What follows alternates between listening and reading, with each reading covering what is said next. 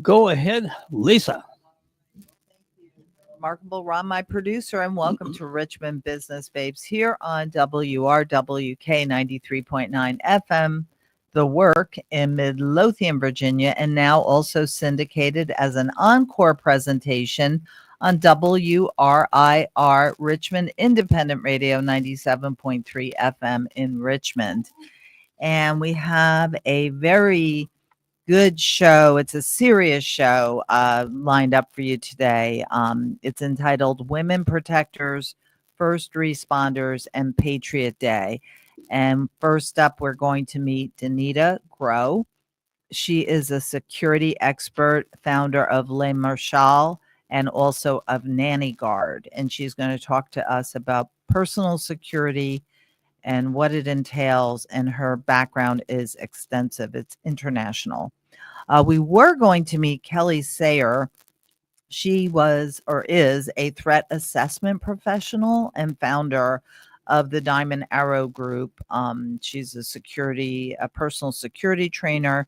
Unfortunately, Kelly's flight arrangements had been changed and she is in transit and won't be able to make it to the show. We're going to try to get her on next week. So standing in the wings at the bottom of the hour, we'll have a little bit more light-hearted conversation with Sarah Peterson. She is the director of marketing at the estate at River Run, which is a lovely wedding venue and special event venue. So, as we all know, today is September 11th. It is the anniversary 24 years ago of that fateful day, Tuesday, September 11th, 2001, when, as I'm assuming most of my audience will recall, 2,977 souls perished in New York, in Northern Virginia at the Pentagon, New York at the World Trade Center, and then also in a field in Pennsylvania when the fourth plane came down. So just remembering that day and the magnitude of it and how it really changed the course of, our country's history. It was a very somber time in our country's history, and what we had wanted to do today as well was to have a female firefighter come on. We weren't able to arrange that, but we're going to try for next week.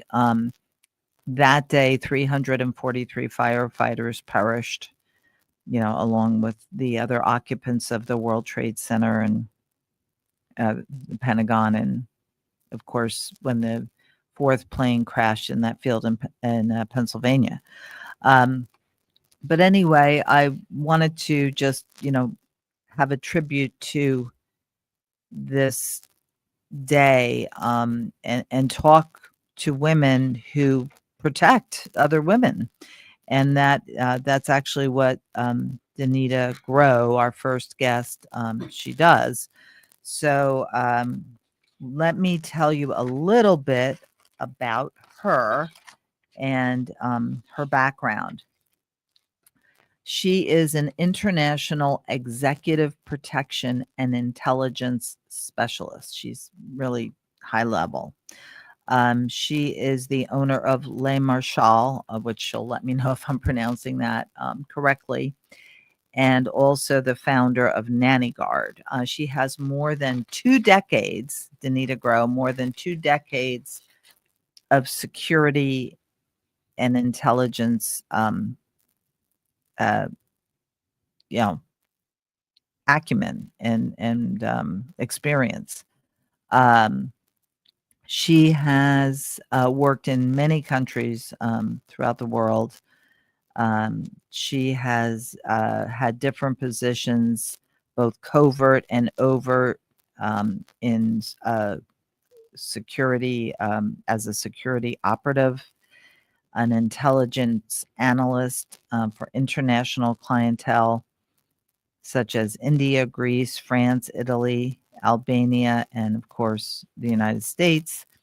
She has been an instructor for different security training academies. She's trilingual, English, Greek, and Albanian. Um, and she's just a pretty darn impressive gal. So that I don't want to get on the wrong side of. Um, so let's give a big Richmond Business Babes welcome here to Denida Grow. Thank you for coming on today. Thank you so much, Lisa, for the invitation. It's great to be with you today and with Yeah, your wait a minute, audience. Denida. We can't hear you. We see you because we are live streaming on WRWK, but we can't hear you. So Ron's going to take care of that. Okay. Yes. Welcome, Denida. Can you hear me now? I can. I sure can. Yes. Welcome to Richmond Okay. Babes. How are you? I'm doing very well. Thank you so much for the invitation, Lisa. And I'm happy to be here. And yeah. I'm happy to have you. I'm a little almost scared of you, I think, but I Oh, you should not. You should not be scared. you seem very friendly. So walk us down your career path. You're the owner of two companies, Le Marchal. Is that how you pronounce it? So yes, I'm the co-founder of Le Marchal. The other co-founder is my husband, Chris Grow. Okay. I am the founder of Athena Worldwide, which is a company, was created as a company to promote, train, and employ female bodyguards around the world. Mm-hmm. And then the founder of Nanny Guards, which is a hybrid service. We train nannies in security mindset. So when somebody hires a nanny guard, they hire a nanny who is also skilled to be the protector for their children. And that's what really fascinated me. That's how I found you, through Nanny Guard, and then of course I looked at, Le Marchal, and I didn't know about the other one. So walk us down your career path. Did you wake up one morning when you were in college and say, I want to be an international security expert? I mean, how did that evolve? Well, actually, it started with being a child. I was born in Albania, and I spent the first 9 years of my life in Albania. During that time, we have communism. Later, we have socialism. Basically, the same people, just exactly the same people running the country, just with different titles. I saw the bad days in my country. My family moved to Greece, and then I was a child of immigrants in a country that back then wasn't so much welcoming, and a lot of bullying in my school. I hate bullying. And I was the child that was always overprotective for other kids that couldn't speak or that were afraid to speak. At the age of 16, I had the unfortunate luck to be attacked and basically left half dead in an alley. Oh my God. And it was the moment when I realized that, somebody else besides me can decide the next seconds if I'm going to be alive or not. And that a little bit shook me. I started learning martial arts. After that, I wanted to know how to protect myself better. And doing martial arts, I just saw an ad in a martial arts magazine about a bodyguard training school. So I pick up the phone, the phone, I called them, do you accept women? They said, yes, we do. Well, after I learned that I was the first woman to attend their class. Awesome. And that's how I started in the industry. Okay, how old were I you was 20 years old. 20 years old. Wow. What a history, what a story, just from, childhood to age 20. So much happened to you. So you were really on a mission from a very young age.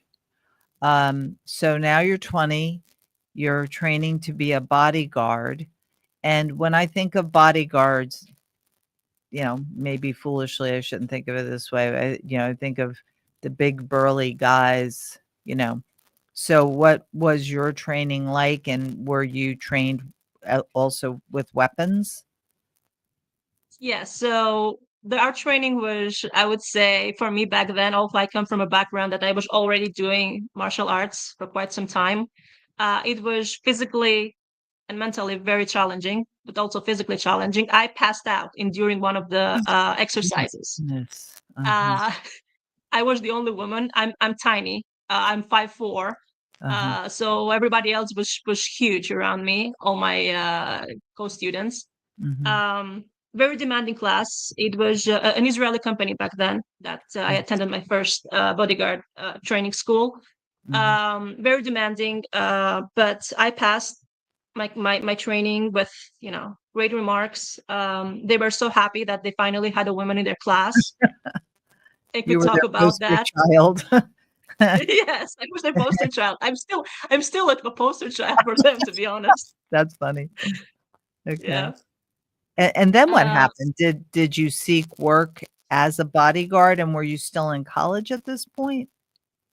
so after that, I got a scholarship for college. So I started doing my college in psychology. I got a scholarship for that from a British university, and I was looking to find a job in security industry, and I had a hard time to find a Mm, job. I'm not just talking about doing a bodyguard work. I'm just talking about any kind of work, like mhm, security guard. Nobody would hire me.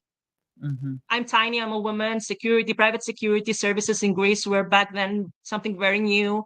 mm, Women in the industry, non-existent. So what do I do? And the training provider, my instructors, they were trying to help, but they didn't know how to help because they yeah, didn't know how to convince the clients that a female can do the same job yes. with a man. Right. And Well, I came up with this. and I just want to interrupt here, Denida Grow of Le Marchal and Nanny Guard. Uh, I think the mindset then was, and maybe still now, that you have to look intimidating. And like you said, you were petite, 5'4". So they was that the focus, that you didn't look the part? Yes, because back then, I think people had the wrong idea of what executive protection is, what a Mhm, bodyguard do. They all think that, and even today we see that people think mhm, that it has to be someone who can beat someone down and keep the attacker down. Well, a yeah. lot of work in our line of the job is that preparation and mitigation, risk mitigation. So do things to prevent an attack and not so much react to the attack. Because if I react to the attack, it has already happened. So I Yeah. failed to my work. So 90% of my work is to prevent something from happening. And that takes place in my head Mhm, and how I plan things. mhm. Right. So you finally got your first job as a bodyguard in Greece? Well, actually, I went a little bit backwards because I was having such a hard time to find work. I said, well, how about we create a company that is dedicated to promote females in the industry, basically putting myself out there in public so I can have more women joining me and I can have more women joining the security industry. So now we can show more. And it's not just Denny who is who exists in this industry. There are more women. So that's how Athena Worldwide started. And who was your first client that was willing to take a risk and step outside of the box with a female bodyguard? Who was that? Was it Well, a I cannot name the clients. We do not name clients well, for was it confidentiality was reasons. it a company executive, or was it, you know No, it was through a security company. And funny enough, when I went to ask for a job, they said, "Oh, we don't have a position." And I said, "Well, how about I work for free?" Oh, suddenly they had a position for me. But for me, that free work was my chance to get my foot in the industry and actually gain some experience and show them I can do this. right. So what was your first gig like? Where describe describe that time when Well, you I started doing security guards roles, and I told people I didn't went immediately to doing bodyguarding. I that came later on in 2004, but I started doing security guard work I tell people if there is a below zero, I think I went below zero because I was security guard slash janitor, meaning, cleaning after things or doing other roles just to have that opportunity Hmm. to be in this industry and to gain experience because I needed the experience. And I Yes. was determined to gain that experience no matter what. Right. And like was your first venue like a bank setting, or what can you tell us what the setting was It for was a your first corporate, it was uh, corporate facilities. corporate facilities? Okay. So when I think of corporate security guards, I think of someone at like a sort of a receptionist desk standing behind, the receptionist as they're checking someone in. Was it something similar to that? It was, I would say, many functions within that, like receptionist, like as I said, janitor. Okay, Uh-huh. making sure sometimes go pick up the coffees. Okay. Um, you're having to do different things because you want so much to hold into that role because that's what you want to do for the rest of your life, Right. and So you you have to weren't start learning from somewhere. you didn't let yourself say that that's beneath me. In other words, like any function that they asked you to do was not beneath you because you wanted to be there and prove yourself. Lisa, I am the child of immigrants, first generation, and as long as it's a legal job, I am not ashamed of it. My mom, when I was 11 years old, my mom used to take me with her to her job, and I was cleaning homes with her. I was cleaning other kids' toilets with my mom. So to me, a job, as long as it is legal, I'm not ashamed of it. It doesn't matter what it is, you know? Yes. So I wasn't seeing it as something like below me. Right. And that's the mindset of a lot of people these days, right? That, well, I wouldn't deign to do XYZ. So your first job was a security guard in a corporate setting. Um, was there any kind of incident that occurred that propelled you into the limelight of, you know, saving the day, so to speak, or was what happened after that? There was not a specific incident. It was just an easy corporate setting. Sometimes you had the drama with some of the ladies in the offices, and you had to, try to keep them apart. But besides that, it was just What the just heck? another Are we easy. talking about a cat fight? We're talking about cat fights back then, and it was a public building. So it was a public building, so you could see, uh, you know, um, municipality employees fighting with each other as well. Okay. So yeah. All right. And was there ever an unruly incident where an employee was fired and you had to escort them out of the building and something occurred, or nothing like that? Later on, not with that specific job, but later on during my career, there have been multiple of situations when we were called because of that. And you know that big corporations, when they fire people, now you have a lot of people and ex-employees who are angry at them, Mhm. and they want to make sure that they're not going to have any incidents in their Mhm. offices. So we were hired constantly for situations like that. Okay. Now, Denida Grow, what year was that first corporate security job? What year was that? So that should have been the one with being a security guard. Mhm. So Yeah. that came within the first 6 months of my training, after I had So my training. So we're talking back in 2002. 2002. Okay. Then what propelled you to the next level? What happened after that? Well, I realized that in order for people to hire me, they have to know I exist. So I started using, even back then, social media and the internet to try and reach out to um, colleagues and companies in other countries that they are more progressive, as I would say, in this kind of business, and say, Mhm. hey, this is who I am. I'm in Greece. If you ever need someone or a female agent, let me know. I was lucky enough to make some really great connections with people around the world, and they were giving me gigs here and there. Mm-hmm.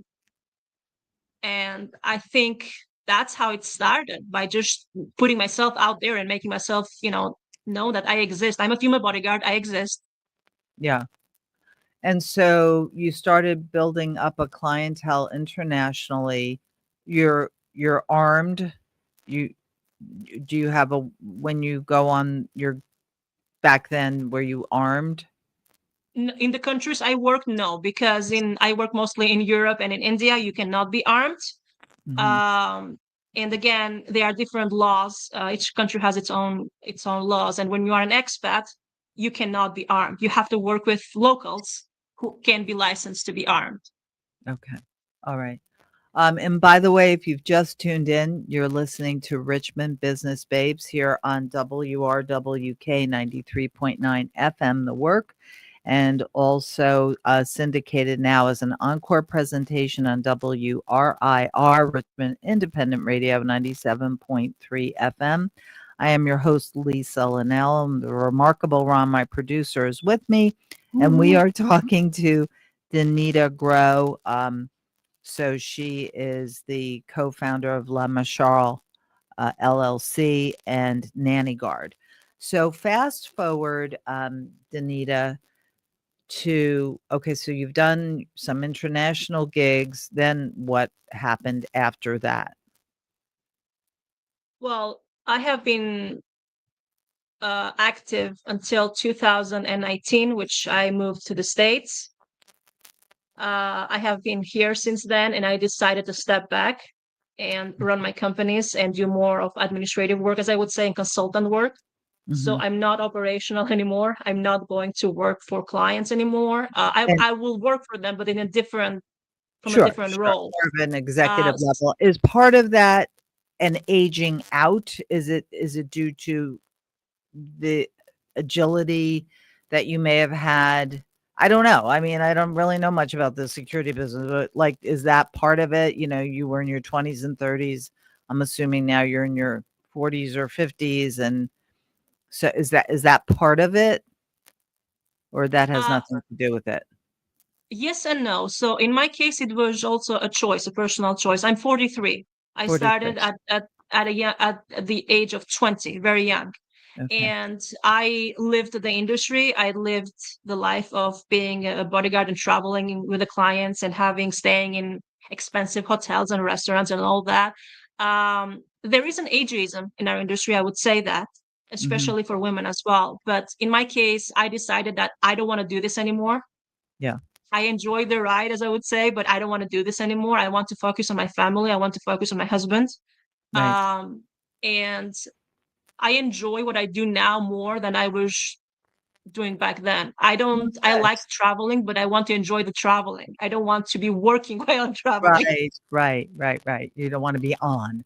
I gotcha. Exactly. Yeah. Oh, well, that's great. And did you move to the US because your spouse, Chris Grow, is a US citizen? Is that why you moved here?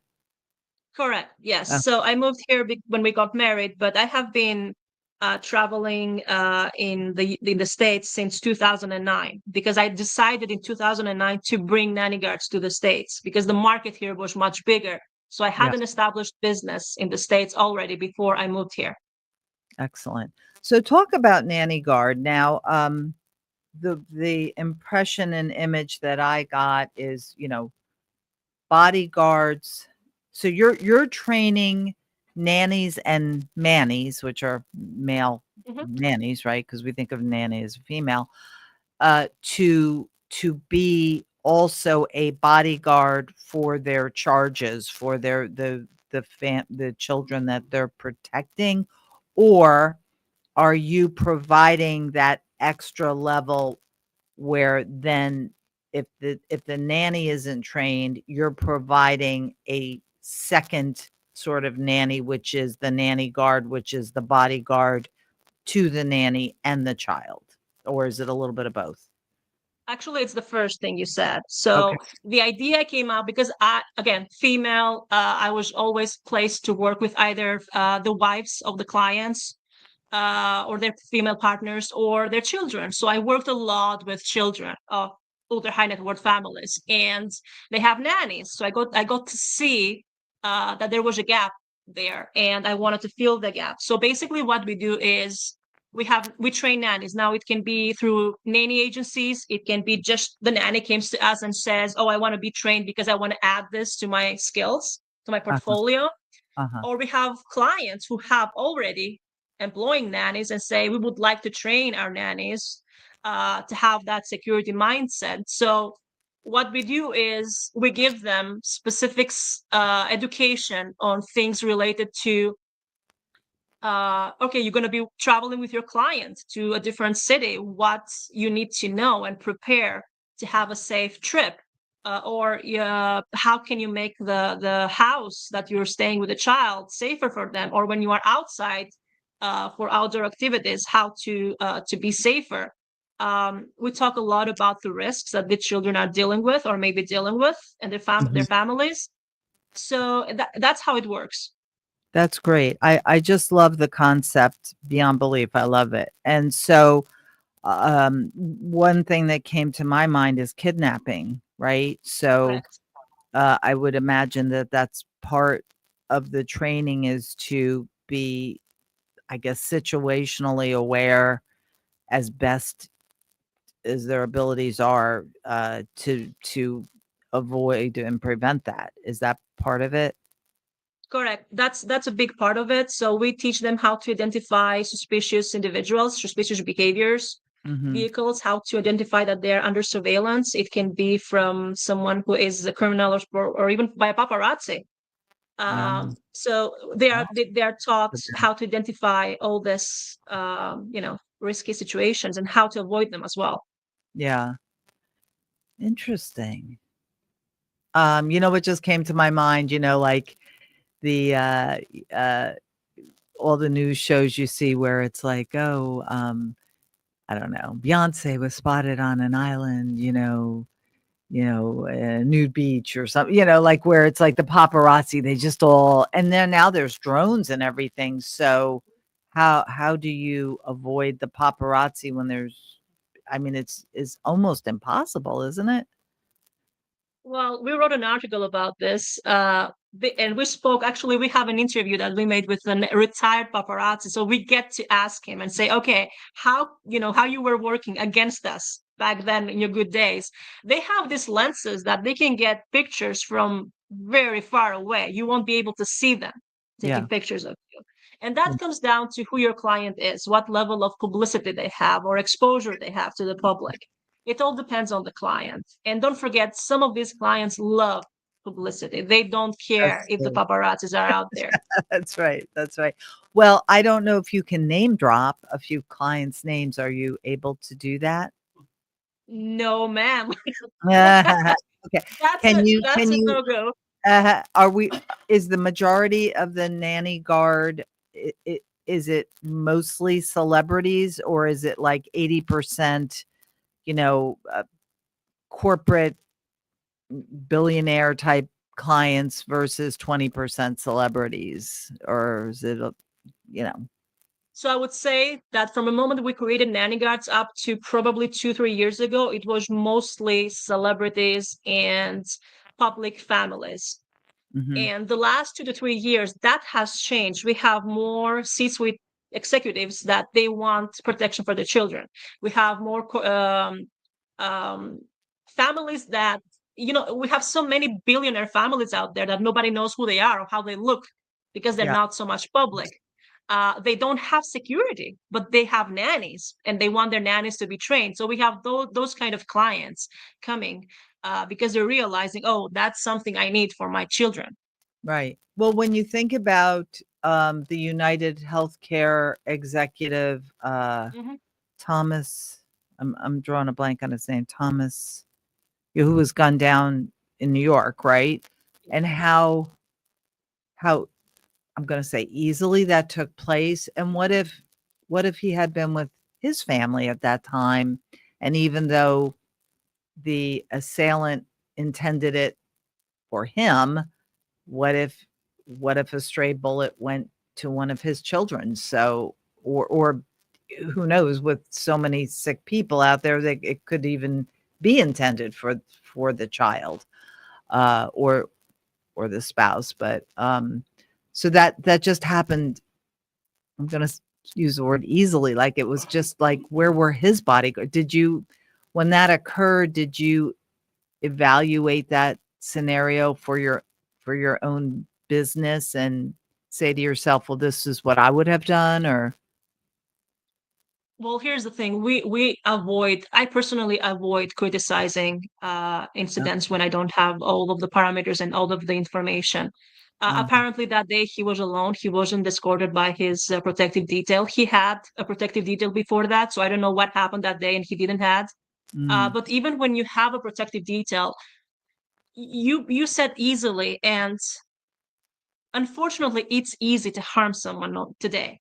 You don't need extensive training. You don't need a lot of tools. Someone can be very how can I say, I'm sorry, my English here. Someone can come up with something if they actually want to harm another human being. So creative, very creative. creative, thank you. Yeah. So somebody can be very creative when harming someone. And what we don't know, because we don't hear it in the media so much, because it's not reported in the media so much, but we get to know because we are in the business and we get the phone calls by the clients, is that there are a lot of threats toward their families. There are a lot of threats toward their children, especially if they are teenagers. There is a lot of sextortion happening with the teenagers of public families, and you don't get to hear about that because it never hits the media. Yeah. Interesting. Well, how do you train a nanny or a manny? And I'm assuming it's more nannies than mannies. Is that right? We have had only 2 nannies up to now for so many years that we're operating. It's like the opposite of what happened to you, where they have to crack through now, Yes, right? exactly. That's interesting. Okay. So I'm a nan, and is it most often that your billionaire clients bring their nanny to you and say, train this woman, or is it most often that I'm a professional nanny and I want to put this on my resume and I want to be trained? What is the most likely, or is it you also have your own staff as well, correct? So whoever graduates from us, if they decide to do so, they can be employed by us in the future when we get clients, because we have clients, people coming in and saying, okay, I would like to hire a nanny guard. Do you have any? So we also employ our graduates.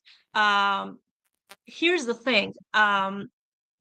Usually it's the nannies who come to us for training, but when we have incidents such as the one with United Healthcare CEO, or unfortunately the incident that happened just yesterday, Yes. suddenly we see a spike from clients requesting additional security measures. Right.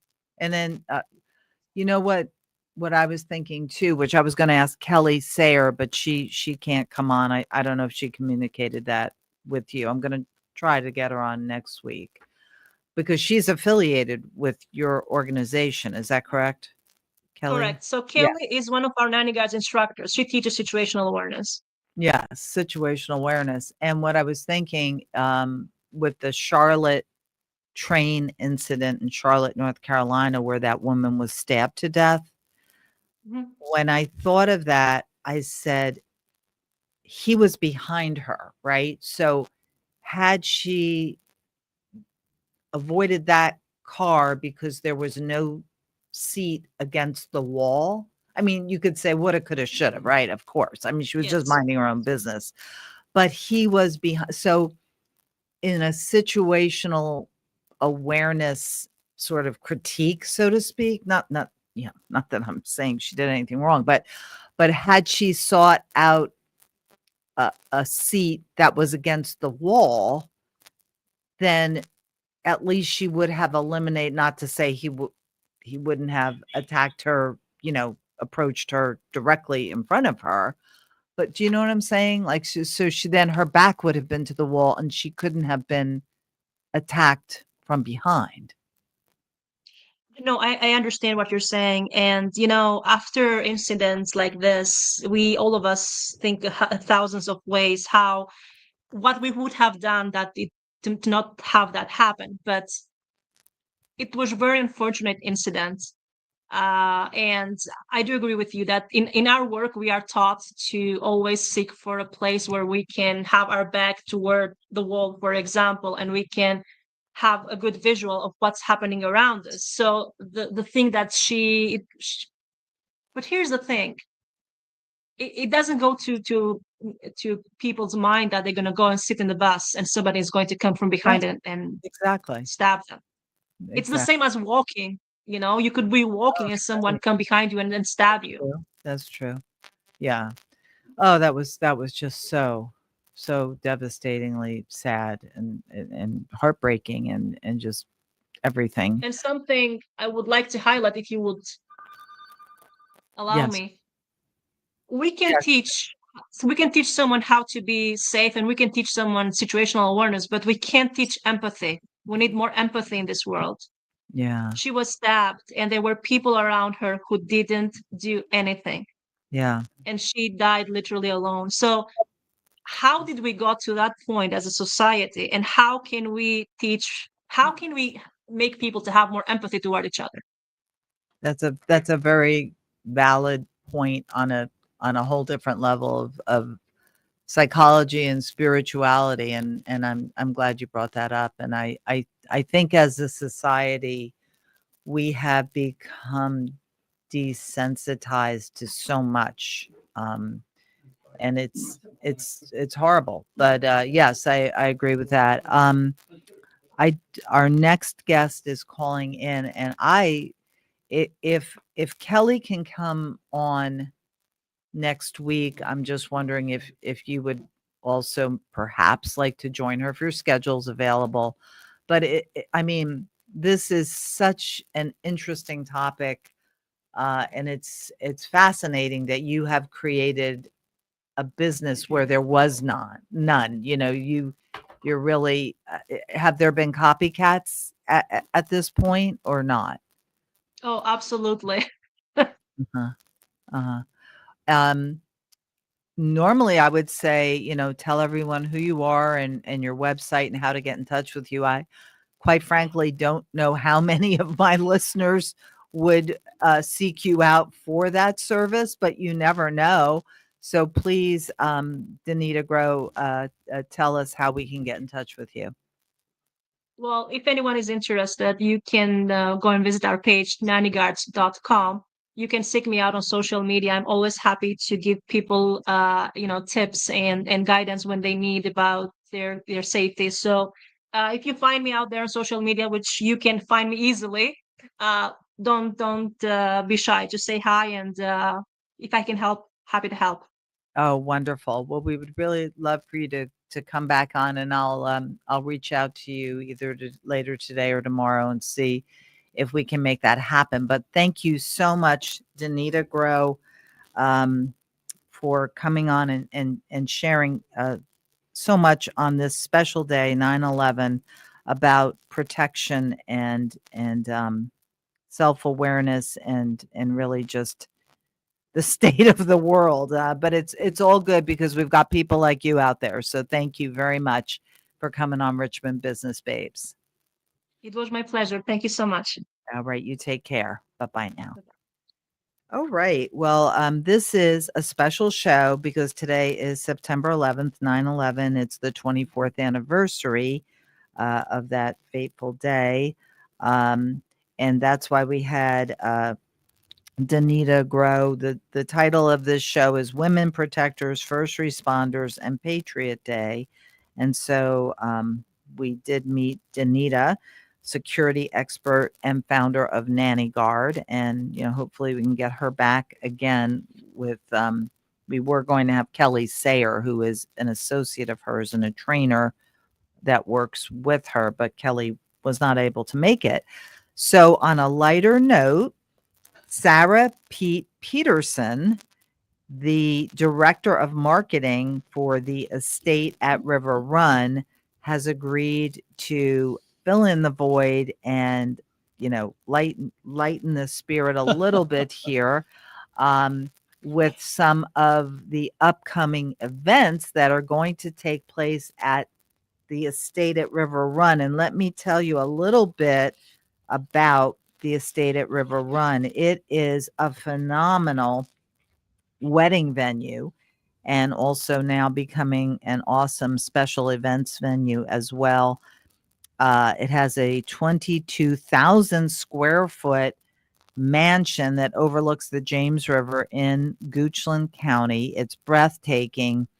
And Kim Moody, who's been a guest several times, she's the proprietress of the estate at River Run. And she said to me, hey, can we get Sarah Peterson on to talk about Bridgerton and the event that they're going to have? So welcome, Sarah Peterson, Director of Marketing with the estate at River Run. How are you? Hi, I'm great. Thank you so much for having us. I know we're doing a little bit of a turn on the subjects here.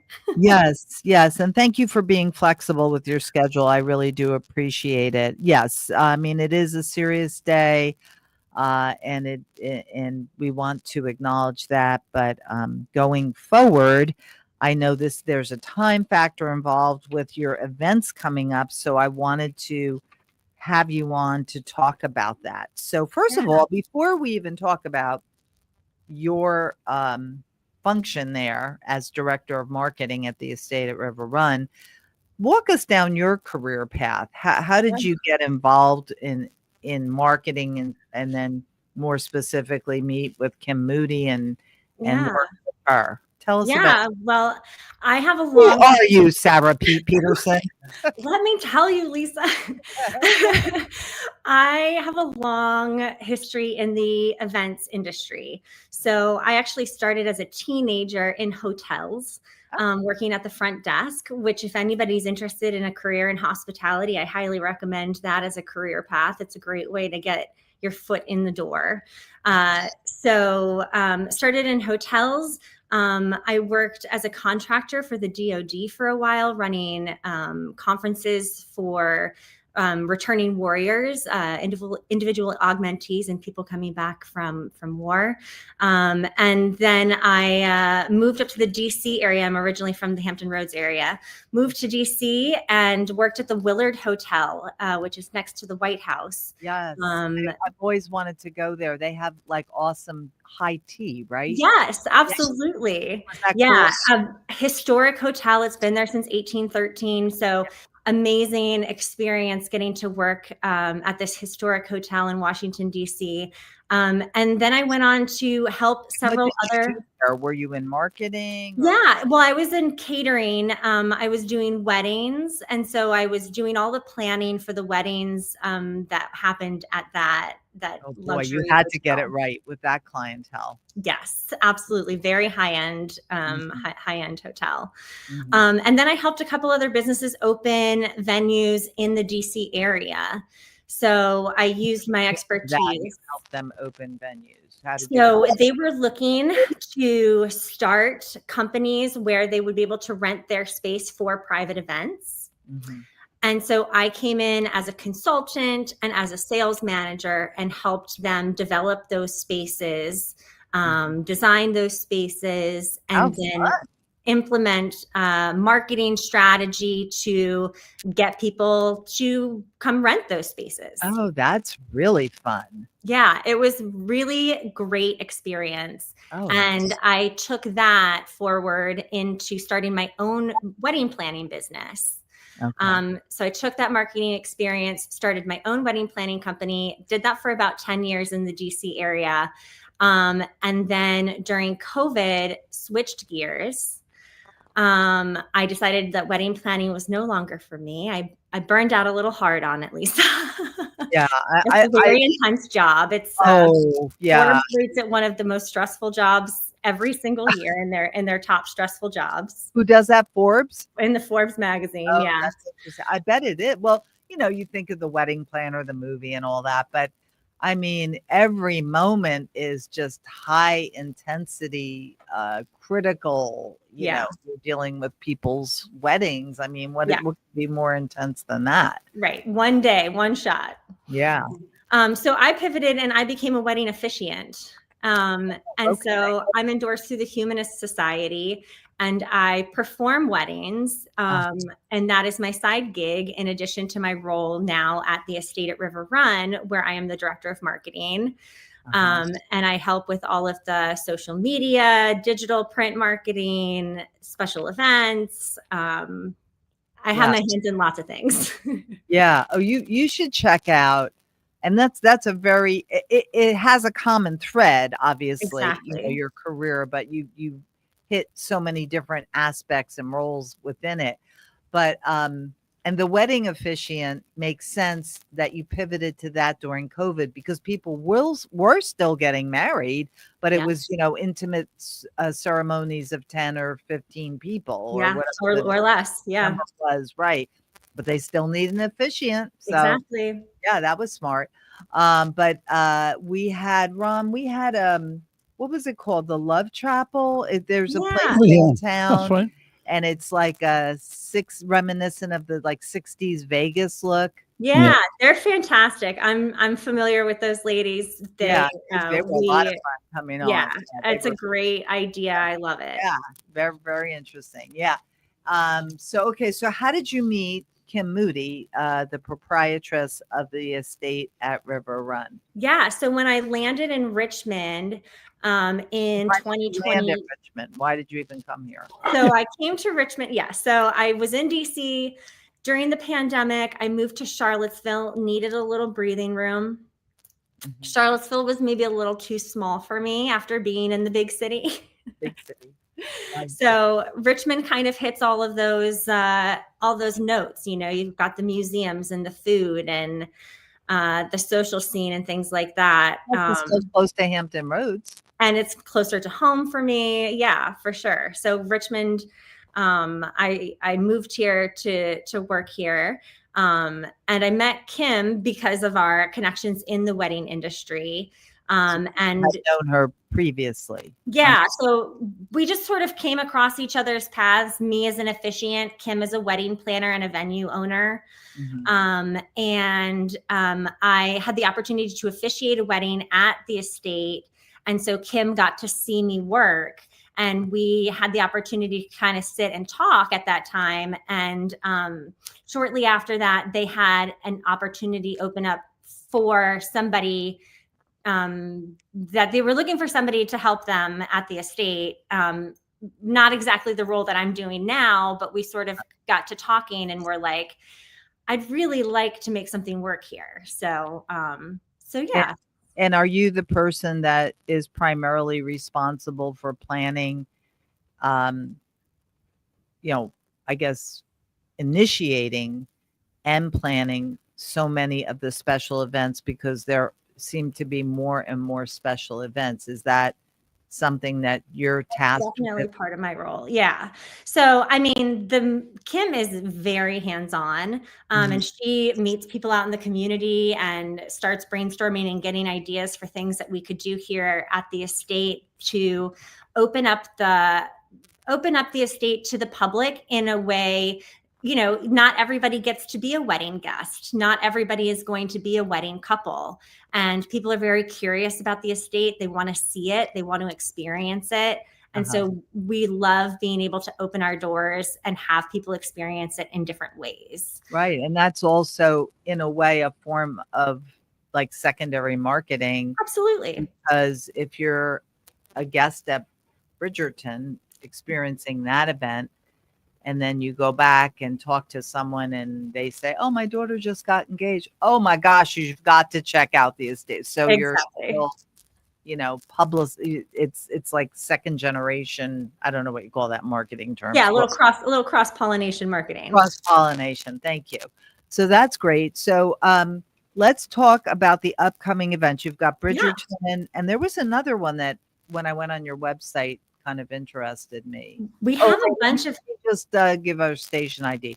So if you just tuned in, You are listening to Richmond Business Babes here on WRWK 93.9 FM, The Work, and also now syndicated on WRIR, Richmond Independent Radio, as an encore presentation.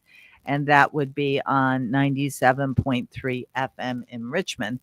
And we are talking to Sarah Peterson, Director of Marketing for the amazing wedding and event venue, which is known as the Estate at River Run. And you have a very unusual first name. It's Sarah-Pete.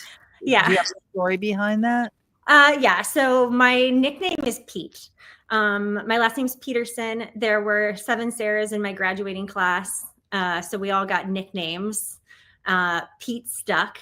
In the wedding industry, there are always 7 Sarahs in the room. So Sarah Pete is what I go by, to just a distinction, make it a little bit different so that people know which one they're talking about. Okay, good. I didn't know if that was like your legal name, Yeah. Yeah. So it's not. No. So that's your professional first Correct. name. Sarah Pete. Yeah. Sarah. My DBA. Yeah. Business house, right? Okay. All right. So now we're going to get a deeper dive into what is coming up. But what was the other event that you had coming up in September? Well, we have a yoga class coming up. We have a Crystal Tones sound bath. That sounded interesting too. Yeah. Yeah. So, but anyway, talk about Bridgerton first in case we run out of time. Sure. Yeah. Let me tell you about Bridgerton. One, so Bridgerton is definitely the biggest thing that we have going on this fall, just in terms of the number of people involved and the number of people that are going to be attending and things like that. So we are hosting a Bridgerton ball on Friday, September 26th. It starts at 7 p.m. and goes until 11 p.m. Tickets are on sale. You can go to our website, to the public events tab, and you can find tickets there. You can find them on Eventbrite as well, or Facebook. But people have been telling us for years. So the Estate at River Run is a Georgian revival estate house. It's very grand. It's furnished with antiques and fine furnishings and art and things like that. And so people have been telling us for years, something Bridgerton themed would be fantastic here. And a few months ago, we realized we weren't going to have a wedding on this Friday. And we were like, this is our opportunity. We've got to grab it. And can I interrupt you here for a minute, Sarah Pete? Of course. So when you realized a few months ago you weren't going to have a wedding on that Friday, it's a Friday? Yes. Okay.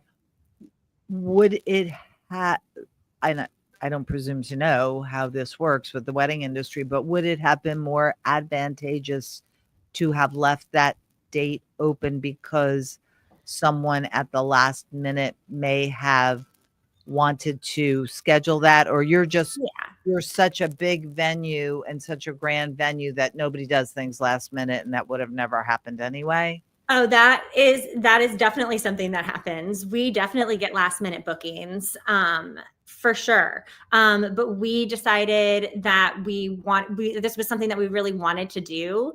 Okay. And so we're like, let's take advantage. We're going to take a chance, and and luckily it's worked out. Yeah.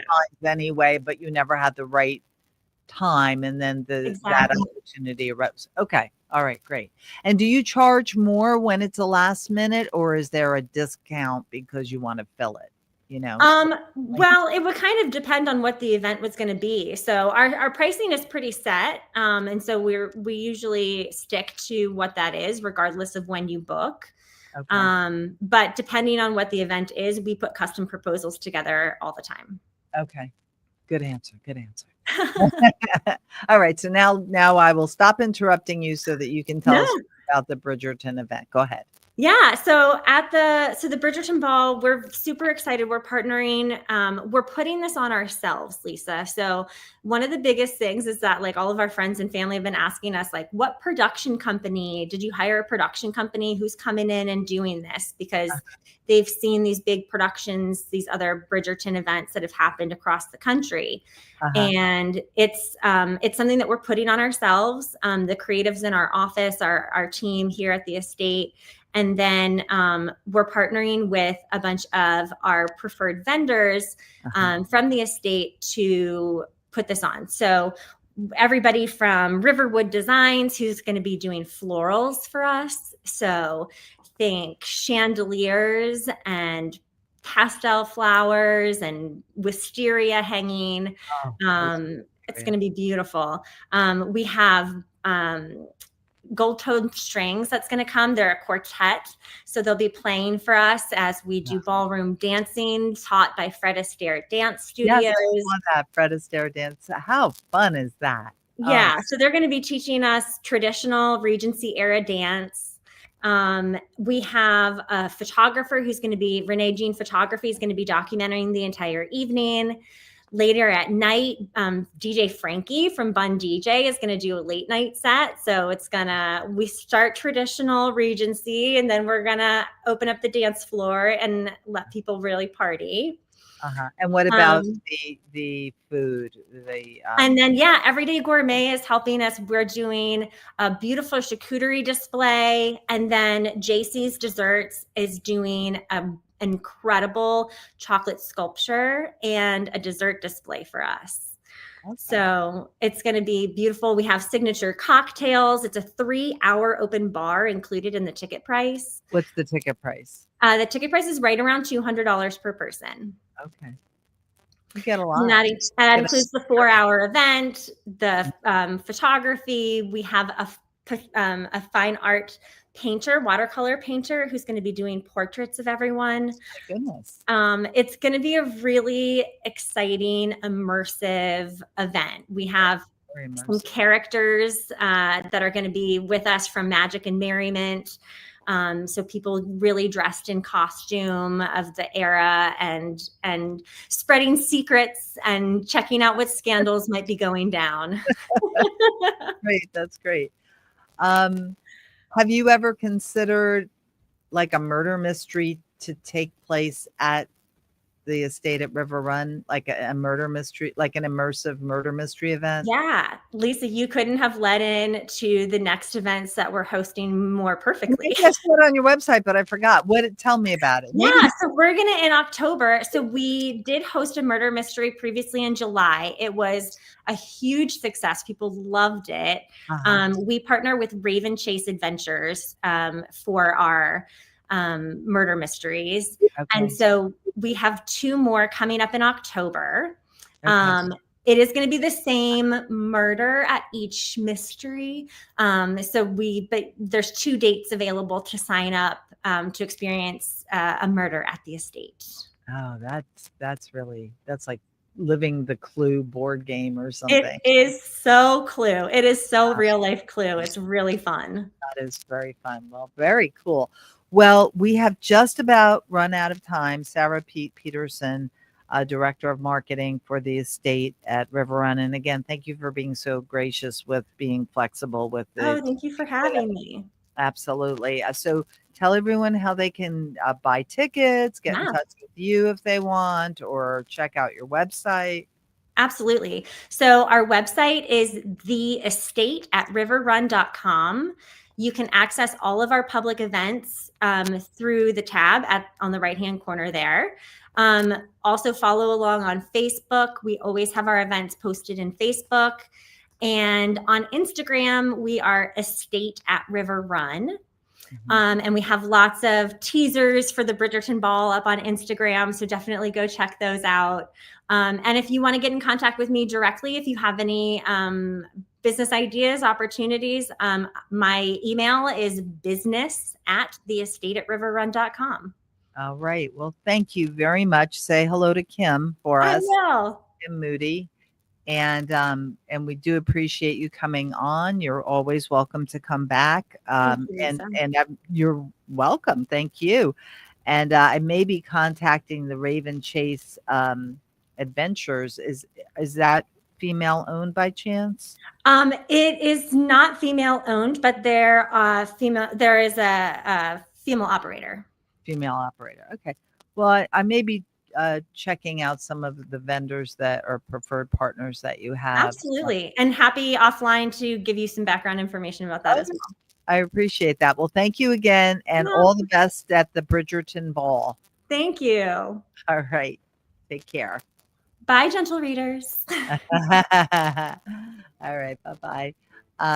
Yes, so that was Sarah Peterson of the estate at River Run in Goochland. Magnificent venue.